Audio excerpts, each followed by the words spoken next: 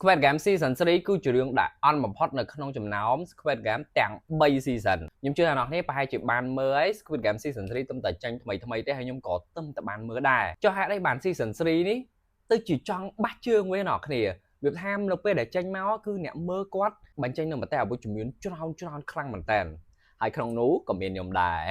មុននឹងទៅបន្តទៀតសូមមកញ៉ាំជាមួយនឹង drink នេះបន្តិចសិនខ្ញុំបានពីខាង Drip Coffee ណ៎គ្នាណាគេមាននំនៅលើនេះទៀតនេះហើយខ្ញុំមិនដឹងថាហ្នឹងគេហៅអីគេនេះដឹងថាក្រុមនេះមួយឆាហើយវាមាន cream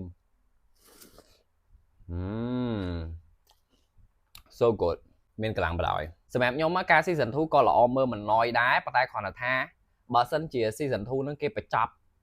ហ្មងណ៎គ្នា season 3 គេដូរសាច់រឿងផ្សេងទៀតហ្មងវាថាហ្គេមហ្នឹងសាថ្មីឯងហ្មងណាខ្ញុំគិតថាប្រហែលជាកាន់តែជក់ចិត្តតែអានេះយើងកំពុងតែជក់ជាមួយនឹងអា season 2 របៀប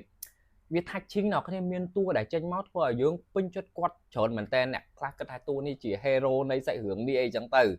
ប៉ុន្តែវាបានតែមកកណាត់អ្នកគ្នាហើយយើងរងចាំឡើងកន្លះឆ្នាំមកកំពុងជក់កំពុងចង់តាមដានបន្ថែមរាល់ដងនៅពេលដែលយើងមើលរឿងណាចេញមកភាគហើយអាទិត្យក្រោយបានចេញយើងមានអារម្មណ៍ថាយូរតែអានេះវាចង់មិនមែនចង់វាចូលកន្លះឆ្នាំមកអ្នកគ្នាអញ្ចឹងអាល្អមើលអាភាពល្អមើលដែលយើងល្អមើលកាលពីអាខែធ្នូឆ្នាំមុនអ្នកគ្នាដល់ពេលយើងទៅមក start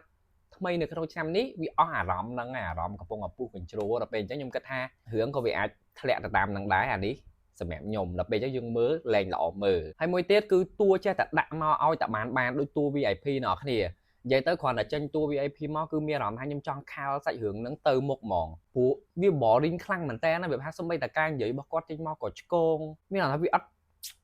ខ្ញុំបាក់និយាយហ្នឹងខ្ញុំជឿថាអ្នកគ្នាក៏គិតអាហ្នឹងដូចខ្ញុំដែរ yes អត់ដឹងដាក់មកទៅអីយកចំណេញទេឬក៏មិនហើយបើនិយាយពីតួប្រុសមួយនេះវិញ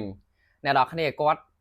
ល្បីខ្លាំងមែនតើកាលពី season 1ដោយសារគាត់សង្ហាអញ្ចឹងណាហើយគាត់ថាសាច់រឿងរបស់គាត់គ្រាន់តាមរបងរបស់គាត់តាំងពី season 1 2 3នេះ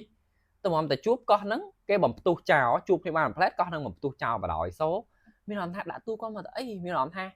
វាអត់ប្រយោជន៍ចាវាអញ្ចឹងណាហើយ plot twist របស់គេចុងក្រោយ billionaire គឺជាកូនង៉ែត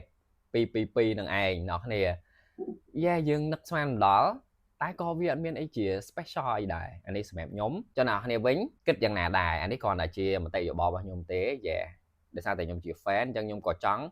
ដាក់មកវីដេអូដែរទៅអូខេវីដេអូខ្ញុំចាប់តាមនេះហើយបាយ